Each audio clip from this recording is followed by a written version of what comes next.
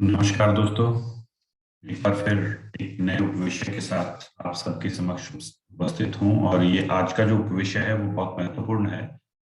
पाठ योजना, lesson plan, जिसके बारे में हम इसकी जो अ, आधारभूत ज्ञान है, क्या होती है पाठ योजना, उसके बारे में हम पढ़ेंगे और उसके बाद हम अ, उसके प्रारूप के बारे में पढ़ेंगे अगले वीडियो लेक्चर के अंदर। और फिर हम एक आदर्श पाठ योजना कैसे बनाई जाती है इस पे भी चर्चा करेंगे और इसके साथ साथ हम चर्चा करेंगे कि भाषा के अंदर जो विभिन्न तरह की पाठ योजनाएं बनाई जाती हैं, जैसे गद्य की, पद्य की, रचना शिक्षण की, व्याकरण शिक्षण की, उनके ऊपर भी हम चर्चा करेंगे। तो आज हम पढ़ेंगे पाठ योजना के बारे में मूल रूप से कि पाठ योजना होती क्या है।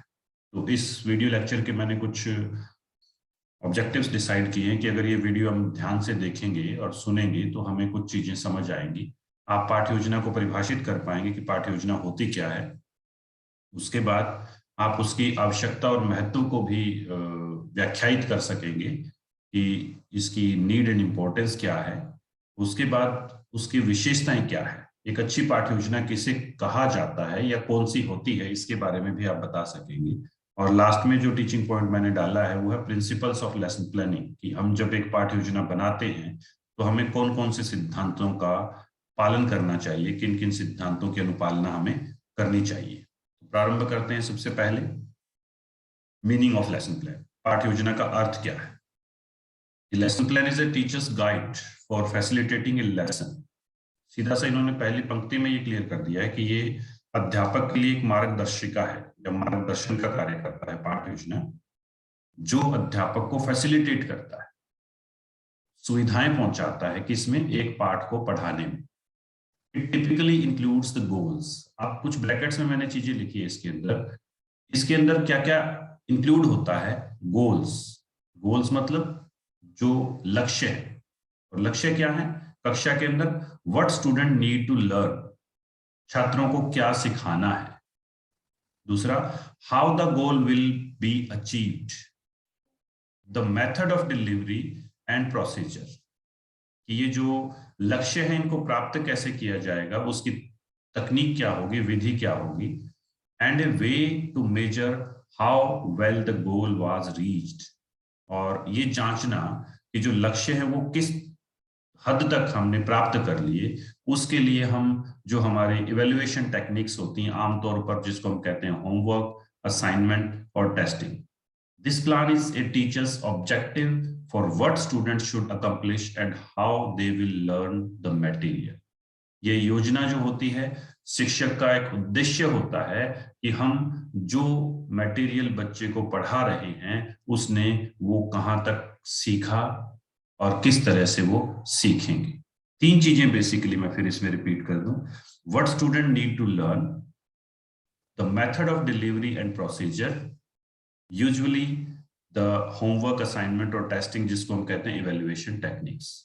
क्या पढ़ाना है, कैसे पढ़ाना है, कैसा पढ़ा। इन तीन चीजों को अगर हमने जांच लिया और उसको हमने लिखित रूप से तैयार कर लिया तो वो एक पाठ योजना हो जाती है। आगे बढ़ते हैं। इसका मैंने एक सार रूप में इसको लिखने की कोशिश की है, मीनिंग ऑफ लेसन प्लान को।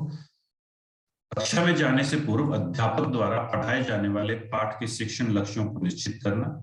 क्या क्या होता है वो हम डिस्कस कर रहे हैं। ये आपका माइंड गेम है। कक्षा में जाने से पहले आप अपनी पूरी कक्षा की जो 30, 35, 40 मिनट या 1 घंटे की जो कक्षा है उसके अंदर जो आपने पढ़ाना है, उसके अंदर आप क्या क्या क्रियाएं करेंगे उसको आप एक कागज पे लिख लेते हैं। तो शिक्षण लक्ष्यों को निश्चित करना पहली चीज, मैं क्यों पढ़ाने जा रहा हूं, मैं क्या पढ़ाऊंगा, उसका बच्चों के ऊपर क्या फर्क पड़ेगा।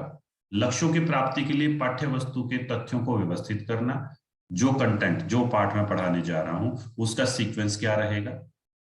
ये निश्चित करना कि कौन सा तथ्य किस शिक्षण विधि की सहायता से पढ़ाया जाएगा।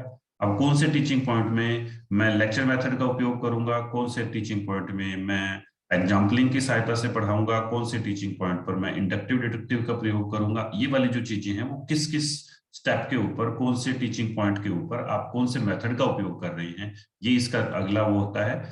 शिक्षण साधनों के प्रयोग के बारे में निर्णय लेना, आप टीचिंग एड कौन कौन सी यूज कर रहे हैं उसके बारे में भी आप डिसाइड करते हैं। पाठ पढ़ाते समय अध्यापक व शिक्षार्थी क्रियाएं क्या होंगी। टीचर एक्टिविटी, और स्टूडेंट एक्टिविटी, ये डिफाइन करना, इसका विचार करना कक्षा में क्या समस्याएं आ सकती हैं, क्योंकि आप जो लेसन प्लान बना रहे हैं वो बिफोर एंटरिंग द क्लास है, वो आप लिख रहे हैं, मान रहे हैं कि ऐसा होगा, परंतु जब आप रियल सिचुएशन में जाते हो तो वहां कुछ और होता है। तो अगर आप सोच के चलेंगे किस किस तरह की दिक्कतें आ जाती हैं, तो आपका जो शिक्षण है वो ज्यादा प्रभावी होता है, ये भी हमें इसके अंदर सोचना होता है। उनका समाधान कैसे होगा ये भी सोचना होता है। पढ़ाए गए पाठ के शिक्षण लक्ष्यों की प्राप्ति किस सीमा तक हुई है, इस बात की जांच करने की मूल्यांकन तकनीकें क्या होंगी, इस सब का लिखित विवरण पाठ्य योजना कहलाता है। तो ये सारा निचोड़ है पाठ्य योजना के अंदर। शिक्षण लक्ष्य, लक्ष्यों की प्राप्ति के लिए जो कंटेंट है, पाठ्य वस्तु है, उसको ठीक करना, कौन से टीचिंग मेथड से पढ़ाया जाएगा, कौन से टीचिंग जो मटेरियल है वो यूज किए जाएंगे, टीचर की एक्टिविटी क्या होगी, स्टूडेंट की एक्टिविटी क्या होगी, प्रॉब्लम्स क्या क्या आ सकती हैं, उन प्रॉब्लम्स को हम कैसे सॉल्व करेंगे, और जो लक्ष्य हमने निर्धारित किए हैं वो कहाँ तक पूर्ण हुए, इसकी जांच के लिए जो मूल्यांकन की तकनीक है वो क्या होगी। इन सब का ब्यौरा जब हम लिखित रूप से देते हैं तो उसे हम पाठ्य योजना कहते हैं। आगे बढ़ते हैं। पाठ्य योजना की आवश्यकता और महत्व, need, importance of lesson plan. पहली लाइन में मैंने लिखा है fail to plan, plan to fail. अगर आप योजना बनाने में असफल हो जाते हैं तो वो आपकी योजना है असफलता की। तो हमें इसकी आवश्यकता यहीं से पता लगती है, इस पंक्ति से ही, कि अगर आपने पाठ्य योजना नहीं बनाई तो सुनिश्चित है कि आप कक्षा में जाकर असफल होंगे ही होंगे। तो कुछ नीड एंड इंपॉर्टेंस मैंने यहाँ लिखी हैं, उन पे हम विचार विमर्श करते हैं। पहला है well arranged and plan teaching. पाठ्य योजना बनाने से शिक्षण कार्य नियोजित ढंग से चलता है। क्यों चलता है? क्योंकि हमने शिक्षण के जो लक्ष्य हैं, अध्यापक की क्रियाएं हैं, शिक्षार्थी की क्रियाएं हैं, टीचिंग मेथड्स हैं, टीचिंग मटेरियल है, इवेल्युएशन टेक्निक है, प्रॉब्लम्स हैं, उन सब पर विचार कर लिया। और जब विचार कर लिया है तो फिर हमें दिक्कत आने की जो चांसेस हैं वो बहुत कम रहते हैं। इसलिए हमारी जो शिक्षण प्रक्रिया है वो बहुत ही सुनियोजित तरीके से आगे बढ़ती चली जाती है। दूसरा है पर्पजफुल टीचिंग। पर्पजफुल टीचिंग का मतलब कि आप डिसाइड करके आए हैं मैंने बच्चों को ये सिखा देना है, मैंने बच्चों के व्यवहार के अंदर ये परिवर्तन ला देना है, उनके एंटरिंग और डिपार्टिंग बिहेवियर के अंदर जो है वो ये चेंजेस लाने हैं। और वो कब होते हैं? जब पाठ्य योजना में हम शिक्षण लक्ष्यों को निर्धारण पहले से कर लेते हैं, हमारे ऑब्जेक्टिव्स पहले से डिसाइडेड होते हैं। उससे हमारा जो टीचिंग है वो ज्यादा फोकस्ड हो जाती है, ज्यादा उद्देश्यपूर्ण हो जाती है, पर्पजफुल हो जाती है। तीसरा है teaching according to mental level of student. हम जब पाठ्य योजना का निर्माण करते हैं तो हम बच्चों के प्रारंभिक व्यवहार को ध्यान में रखते हैं। हम प्रीवियस नॉलेज टेस्ट करते हैं। प्रीवियस नॉलेज टेस्ट करने से पहले अध्यापक जो है वो एज्यूम्ड प्रीवियस नॉलेज करता है, अनुमानित पूर्व ज्ञान, बच्चा क्या जानता है, कैसे परिवेश से आया है, उसकी बुद्धि का स्तर क्या है, उसने पिछली कक्षा में क्या पढ़ा। इन चीजों से क्या होता है, जो पाठ्य योजना है वो बच्चों के मानसिक स्तर के अनुरूप चलती चली जाती। और जब आप कोई चीज उनके मानसिक स्तर के अनुरूप बढ़ाओगे तो जो ज्ञानार्जन की जो उनकी क्षमता है वो बढ़ जाएगी। अगला है टीचिंग इन साइकोलॉजिकल मैनर। पाठ्य योजना में शिक्षण सूत्रों का पालन किया जाता है, सरल सरल से कठिन की ओर, ज्ञात से अज्ञात की ओर, मूर्त से अमूर्त की ओर। इस तरह की जो चीजें हैं वो पाठ्य योजना में प्रयोग में लाई जाती हैं। जब हम अपना कंटेंट, मेथड और बाकी जो चीजें डिसाइड करते हैं तो इससे जो टीचिंग है वो साइकोलॉजिकली ठीक हो जाती है। अगला है इफेक्टिव टीचिंग सॉरी प्रभावी शिक्षण। शिक्षण विधियों के बारे में पहले से निर्णय ले लेने से शिक्षण प्रभावी हो जाता है। मैंने इस उपविषय को इस तरीके से पढ़ाना है, इस शिक्षण बिंदु में ये वाली टेक्निक अपनाऊंगा या अपनाऊंगी, ये जब मैं बोलूंगा या बोलूंगी तो मैं इस तरह के उदाहरण दूंगी। ये सारी चीजें जब हम पहले से सोच लेते हैं, उनको लिख लेते हैं, लिपिबद्ध कर लेते हैं, तो हमारा जो टीचिंग है वो ज्यादा इफेक्टिव हो जाता है। अगला है लाइवली एंड इंटरेस्टिंग टीचिंग। शिक्षण कार्य में अध्यापक के द्वारा दृश्य सर्वे सामग्री का उपयोग किया जाता है, जिससे शिक्षण जो है वो जीवंत व रोचक बन जाता है। कभी भी आप देखिए, मैं जब बच्चों के साथ टीचिंग प्रैक्टिस पे जाता हूं तो मैं देखता हूं जब कक्षा के अंदर एक अध्यापक या अध्यापिका जो प्यूपिल टीचर है वो चार्ट, मॉडल या कुछ दिखाता है तो बच्चों की आंखों के अंदर एक अलग तरह की चमक होती है। और वो क्यों होती है? उनकी अटेंशन वहां पर खिंची चली आती है। उससे जो शिक्षण है वो ज्यादा जीवंत और रोचक बनता है। तो दृश्य श्रव्य सामग्री का उपयोग जो है वो हमें हमारी पाठ्य योजना को ज्यादा जीवंत और रोचक बना देता है। और ये कब पता लग जाता है? जब हम लेसन प्लान बना रहे हैं। मैं इस उपविषय को, इस टॉपिक को, इस शिक्षण बिंदु को इस टीचिंग एड की सहायता से पढ़ाऊंगा या पढ़ाऊंगी। ब्लैक बोर्ड पे ऐसा ड्रॉ करूंगी, चार्ट लेकर जाऊंगा, या मैं ऐसा एक मॉडल एक्टिविटी करके दिखाऊंगा। इस तरह की जो गतिविधियां हैं वो हमारे शिक्षण को ज्यादा जीवंत और रोचक बनाते हैं। Active response of students. जब हमने पाठ्य योजना के अंदर अध्यापक क्रियाएं और शिक्षार्थी क्रियाएं निर्धारित कर ली हैं, अध्यापक बोल रहा है, बच्चे सुन रहे हैं, अध्यापक प्रश्न पूछ रहा है, बच्चे उत्तर दे रहे हैं, बच्चे प्रश्न पूछ रहे हैं, अध्यापक उसको व्याख्यायित कर रहा है, समझा रहा है। तो इस तरह की जो गतिविधियां होती हैं उनसे जो बच्चों के रिस्पॉन्सेज हैं, जिसको रिस्पॉन्स मैनेजमेंट कहते हैं हम, वो ज्यादा बेहतर तरीके से होने लगता है। अगला है मेंटेन क्लासरूम डिसिप्लिन। पाठ्य योजना से कक्षा का जो नियंत्रण है या जो अनुशासन है वो ज्यादा बेहतर रहता है। क्यों? क्योंकि एंटरिंग बिहेवियर से जब क्लास स्टार्ट हो रही है वहां से लेकर लास्ट तक आपने हर चीज को पिन पॉइंटेड लिख लिया है। उसमें कहीं भी ऐसा कोई लूप होल नहीं बचता जिसमें कक्षा में खाली समय रहे या जहां पर अध्यापक और शिक्षार्थी क्रियाओं के बीच में कुछ सुनिश्चित ना किया गया हो। तो इससे ज्यादा बेहतर तरीके से कक्षा में अनुशासन रहता है और बच्चे भी ज्यादा बेहतर तरीके से कक्षा के अंदर अंतःक्रिया करते हैं। नेक्स्ट है टाइम सेविंग। पाठ्य योजना में सभी कार्य नियोजित होते हैं। प्लान कर लिया हमने, पहले प्लान है सब कुछ, जिससे जो समय का व्यय नहीं होता। मैंने टीचिंग एड के बारे में सोच लिया, मान लीजिए एक परिस्थिति ऐसी आती है, मैं क्लास में गया, पढ़ाने लगा, तब मेरे को ध्यान आया कि नहीं चार्ट लेके आना था, आज तो इंडिया का एक मैप लेके आना था, उस पर समझाना था। फिर मैं वहां से क्लास से जाऊं, लैब से वो मैप उठाऊं और फिर वापस लेकर आऊं, तो उसमें जो समय बर्बाद हुआ है, जो खराब हुआ है, वो जब हम पाठ्य योजना की जो योजना बनाते हैं, उसका नियोजन करते हैं, तब ये चीजें निर्धारित हो जाती है, तो उससे बहुत सारा समय जो है वो बचता है। नेक्स्ट है कॉन्फिडेंट टीचिंग बाय टीचर।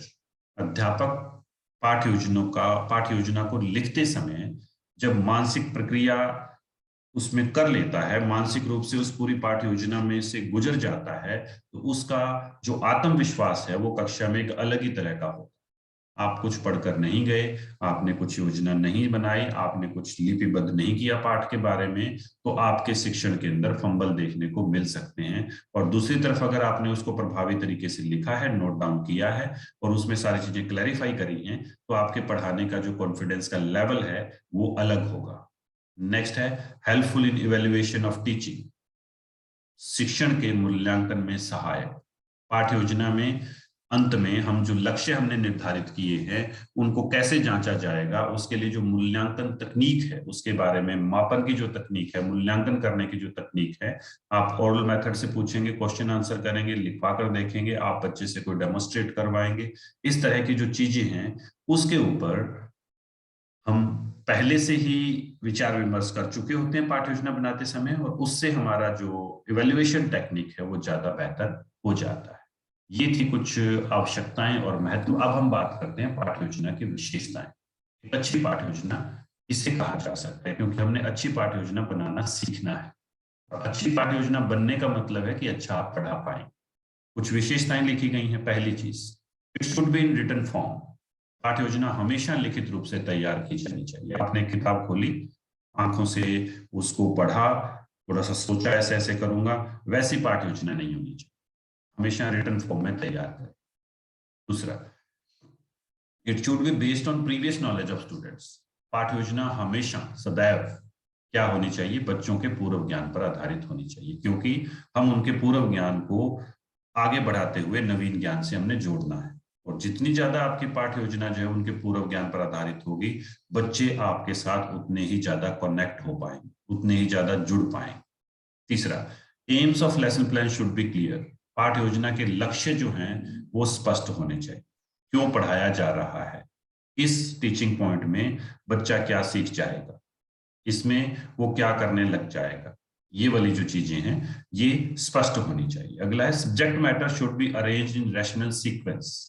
जो पाठ्य योजना में पाठ्य वस्तु है, विषय वस्तु है, उसको एक तार्किक क्रम में व्यवस्थित करना चाहिए। तार्किक क्रम का मतलब, पहले मूल रूप से, जैसे मैं बताऊं, संज्ञा किसे कहते हैं, फिर संज्ञा की परिभाषा, संज्ञा के उदाहरण, फिर दूसरा टीचिंग पॉइंट संज्ञा के प्रकार, फिर उनमें से पहला लूंगा मैं, फिर दूसरा, फिर तीसरा। इस तरह से जो सब्जेक्ट मैटर है उसको एक सीक्वेंस में अरेंज करना है और रैशनल सीक्वेंस होना चाहिए, तार्किक क्रम में व्यवस्थित करना चाहिए। ऐसे नहीं कि जो टीचिंग पॉइंट लास्ट में जाना है उसको आप पहले ले आए, बीच में ले आए, फिर बच्चा सीख नहीं पाए और बच्चा कंफ्यूज हो जाएगा।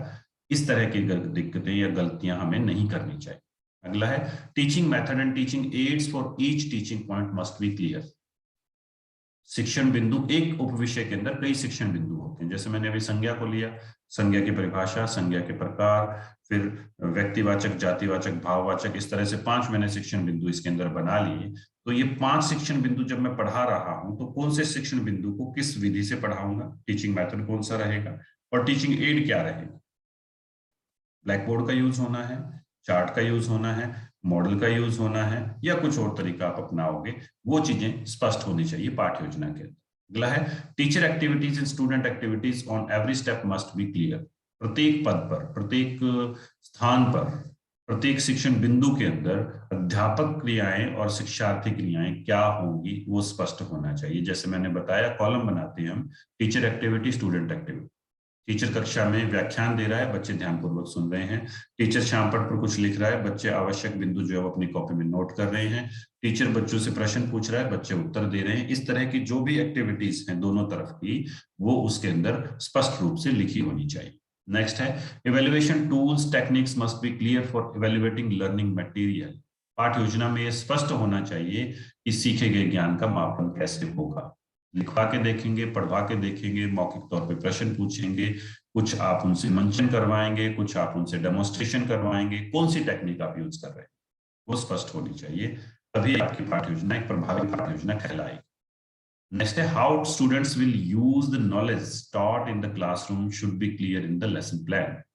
कक्षा में सिखाए गए ज्ञान का उपयोग बच्चे कैसे करेंगे, ये पाठ्य योजना में स्पष्ट होना चाहिए। जो हम लक्ष्य निर्धारित करते हैं, ऑब्जेक्टिव्स एंड बिहेवियरल टर्म लिखते हैं, तो उसके अंदर ये स्पष्ट करें कि बच्चे कक्षा के अंदर, शिक्षण प्रक्रिया के अंदर, अपने एग्जामिनेशन में और उसके बाद जो वो जीवन में इस जो ज्ञान आज उन्होंने सीखा है इसका उपयोग कैसे करेंगे, ये स्पष्ट होना चाहिए। नेक्स्ट है duration of lesson class should be clear in lesson plan. पाठ्य योजना कितने समय में पूरी होगी ये स्पष्ट होना चाहिए, और ये जितनी ज्यादा स्पष्ट होगी आप उतना ही ज्यादा फोकस तरीके से पढ़ा पाएंगे। आप ये निश्चित नहीं कर पा रहे कि मैं ये टॉपिक कितनी देर में करवा पाऊंगा, तो आपकी पाठ्य योजना अच्छी नहीं है। नेक्स्ट है lesson plan should be related to the life of the child. पाठ्य योजना बालकों के जीवन से संबंधित होनी चाहिए। ये क्या होगा, एज्यूम्ड प्रीवियस नॉलेज जब हम ले रहे हैं वहां से लेकर जब आप पढ़ा रहे हैं तब तक ये चीजें बच्चों के जीवन से जुड़ी होनी चाहिए। इसके लिए हमें क्या करना पड़ेगा, आपको अपनी कक्षा के अंदर बैठे हुए बच्चों के सामाजिक आर्थिक प्रवेश की जानकारी रखनी पड़ेगी। वो किस सोशो कल्चरल और इकोनॉमिक बैकग्राउंड से आती है, उनका आस पड़ोस का जो देखने का दायरा है चीजों के, उनके अनुभव हैं वो कैसे हैं, उदाहरण आपको वैसे देने पड़ेंगे। वहां से उदाहरणों से उठाकर आप आगे राष्ट्रीय या अंतरराष्ट्रीय स्तर के उदाहरण दे सकते हैं, परंतु पहले उनको अपने प्रवेश से ही जोड़ना पड़ेगा। नेक्स्ट है there should be flexibility in the lesson plan. पाठ्य योजना में लचीलापन होना चाहिए। इसका मतलब क्या है, आज मैं टेबल पर बैठकर अपने घर में पाठ्य योजना बना रहा हूं जो मैंने कल पढ़ानी है। जब मैं रियल सिचुएशन में जाऊंगा वहां परिस्थितियां कुछ बदल जाती हैं, तो मेरे को मेरी पाठ्य योजना में ऐसा स्थान रखना पड़ेगा कि कुछ थोड़ा मोटा बदलाव करना पड़े तो वो मैं कर पाऊं। ये है फ्लेक्सिबिलिटी। नेक्स्ट है lesson plan should be according to the interest and ability of the child. बालक, जो पाठ्य योजना है वो बालकों के रुचि व क्षमता या योग्यता के अनुरूप होनी चाहिए। ये हम कब जांच पाएंगे, जब जैसे मैंने बताया कि बच्चों के बारे में हम थोड़ा जब उनके करीब जाते हैं, हम उनको समझते हैं, हम उनको पढ़ाने लगते हैं, तो हमें पता लगता है इस बच्चे का इंटरेस्ट ये है, इसकी एबिलिटी ये है। उसके अकॉर्डिंग हमें पाठ्य योजना का निर्माण करना है। और कक्षा में कक्षा को 3 हिस्सों में बांटा जा सकता है। कुछ कमजोर बच्चे हैं, ज्यादा बच्चे वो हैं जो मध्यम श्रेणी के हैं, कुछ बच्चे जो है वो बहुत ब्राइट माइंड के। तो पूरी पाठ्य योजना में तीनों तरह के बच्चों के लिए कुछ न कुछ होना चाहिए। अगला है lesson plan should B motivating and encouraging student. पाठ्य योजना बालकों को प्रेरित व प्रोत्साहित करने वाली होनी चाहिए। कब कर पाएगी, जब बच्चों को उसमें कुछ नयापन मिलेगा, जब बच्चों को उसमें कुछ नया ज्ञान सीखने को मिलेगा। तो ये चीजें आपने ध्यान में रखनी है जब भी पाठ्य योजना का निर्माण करें। यह है पाठ्य योजना की विशेषताएं। अब हम बात करते हैं पाठ्य योजना निर्माण के सिद्धांत। ये सिद्धांत है, अगर इन सिद्धांतों का हम पालन करेंगे तो हमारी पाठ्य योजना जो है वो ज्यादा प्रभावी और ज्ञान को जो हमने एक जगह से दूसरे मस्तिष्क के अंदर ट्रांसफर करना है, स्थानांतरित करना है, उनको सिखाना है, उनको समझाना है, वो ज्यादा बेहतर तरीके से हो पाएगा। तो पहला जो सिद्धांत है वो principle of clarity and definiteness of the objective. जो आप शिक्षण अधिगम के जो लक्ष्य निर्धारित कर रहे हैं, बिहेवियर टर्म में जो ऑब्जेक्टिव्स फ्रेम कर रहे हैं, वो क्लियर होने चाहिए और स्पष्ट होने चाहिए कि मैं ये जो पाठ पढ़ा रहा हूं या पढ़ा रही हूं इतनी देर में, मैं क्यों पढ़ा रहा हूं, इसमें मेरे लक्ष्य या उद्देश्य हैं वो क्या है। दूसरा, principle of availability of resources and conditions. ये क्या कहता है सिद्धांत? ये कहता है कि आपको ये पता होना चाहिए कि मैं जिस कक्षा में पढ़ाने जा रहा हूं वहां पर मेरे को कैसे संसाधन उपलब्ध हैं। मान लीजिए मैं पीपीटी बनाकर क्लास में चला जाता हूं, उस क्लासरूम में ना प्रोजेक्टर है ना वहां पर लाइट है, तो मैं इस सिद्धांत की अनुपालना नहीं कर। मैं ब्लैक बोर्ड से लेकर जो जो चीजें मैं वहां पर उपलब्ध करवा सकता हूं या मैं जिनकी सहायता से पढ़ा सकता हूं, अगर वो मैं साथ लेकर जा रहा हूं, पहले मैंने चेक कर लिया है, तो आप इस सिद्धांत का पालन कर रहे हैं कि रिसोर्सेज और कंडीशंस कैसी रहेंगी। तीसरा है principle of the knowledge of entry behaviour, जिसको मैंने एज्यूम्ड प्रीवियस नॉलेज बोला था। बच्चा आपकी कक्षा में आ रहा है, उसका पहले का ज्ञान क्या है, ये अच्छे से जांच लेना इस सिद्धांत की अनुपालना है। ये जितना बेहतर आप जांच लेंगे, आप उतनी बेहतर पाठ्य योजना बना पाएंगे और बच्चे आपको उतना बेहतर समझ पाएंगे। आप जब मूल्यांकन करेंगे तो आप पाएंगे बच्चों ने सभी चीजों के उत्तर अच्छे से दिए। क्यों? क्योंकि आपने उनके ज्ञान के जो स्तर को, जब वो कक्षा में आ रहा था, उसको आपने ठीक से जांचा। नेक्स्ट है principle of motivating the student. अध्यापक के पास एक अद्भुत हथियार होता है जिसको मैं कहता हूं प्रोत्साहन देना, मोटिवेशन देना, अभिप्रेरित करना, अभिप्रेरणा देना। और ये बड़ा जरूरी है कि ये हमें देना चाहिए। अगर ऐसा हम नहीं करेंगे तो बहुत बड़ी समस्या देखने को मिल सकती है। आप हतोत्साहित करके, आप डिमोटिवेट करके या बच्चे को यातना देकर, ताड़ना देकर आप कुछ सिखा नहीं सकते। नेक्स्ट है principle of maintaining interest in the lesson. अब वो इंटरेस्ट कैसे बनेगा कि सभी तरह के, मैंने 3 तरह के बच्चे बताए, कमजोर, मध्यम वर्ग के और सुपीरियर, जिनको हम ब्राइट माइंड स्टूडेंट्स कहते हैं। तीनों तरह के बच्चों के लिए आपकी पाठ्य योजना में कुछ न कुछ होना चाहिए। और जब आप ये ध्यान रखोगे, कुछ उदाहरण जो बिल्कुल कमजोर बच्चे हैं उनके लिए हैं, कुछ उदाहरण या कुछ मैटर उसमें ऐसा है जो मध्यम वर्ग के बच्चों के लिए, कुछ चीजें ऐसी हैं जो ब्राइट माइंड स्टूडेंट्स हैं उनके लिए, और उसके साथ साथ इंटरेस्ट को क्रिएट करने के लिए आपको क्या करना है कि जो टीचिंग एड्स हैं उनका प्रयोग करना है, कौन सी टीचिंग एड का कब प्रयोग करना है, इस तरह की जो चीजें हैं वो आपको उपयोग में लानी है। प्रॉपर इंट्रोडक्शन से स्टार्ट करना है, इंट्रोड्यूसिंग ए लेसन से, और हर स्टेप को सही तरीके से आप आगे बढ़ाते हुए पूरे लेसन को पढ़ाएंगे तो ये वाला सिद्धांत जो है वो लागू हो जाएगा। अगला है principle of appropriateness of teaching methods and techniques. ये सिद्धांत कहता है किस शिक्षण बिंदु के ऊपर कौन से टीचिंग मेथड या टेक्निक से आप पढ़ाने जा रहे हैं, इसका जो ध्यान है वो अवश्य तौर पर रखा जाना चाहिए। अगर ये चीज ध्यान में नहीं रखी जाएगी और इस पर अगर आपने विचार नहीं किया है तो आपके पढ़ने, अध्ययन, अध्यापन की जो प्रक्रिया है वो ज्यादा प्रभावी साबित नहीं हो सकती। अगला है principle of class control and discipline. कक्षा के अंदर नियंत्रण और अनुशासन का जो सिद्धांत है वो ये कहता है कि बच्चों की जो पार्टिसिपेशन है क्लास में, उनकी इन्वॉल्वमेंट है वो कितनी है टीचिंग लर्निंग प्रोसेस में, वो जितनी ज्यादा होगी कक्षा के अंदर कंट्रोल और डिसिप्लिन की समस्या देखने को नहीं मिलेगी। अगर वो आप ठीक से मैनेज नहीं कर पाए इन चीजों को, पार्टिसिपेशन को, टीचिंग लर्निंग प्रोसेस में इन्वॉल्वमेंट को, तो आप पाएंगे कि बच्चे जो है वो अनुशासनहीनता करते हुए नजर आएंगे। तो हमें जब, और ये कब ठीक हो सकती है, जब हमने स्टूडेंट एक्टिविटी और टीचर एक्टिविटी में ठीक से काम किया है तो ये चीज हम कर सकते हैं। नेक्स्ट है principle of appropriate evaluation,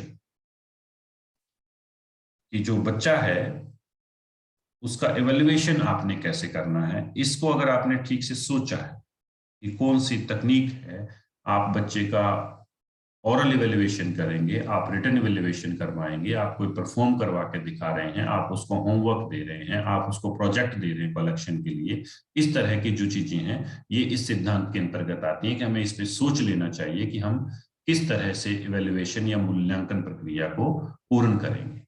next है principle of adequate fixation of the learning. ये मूल उद्देश्य है हमारा।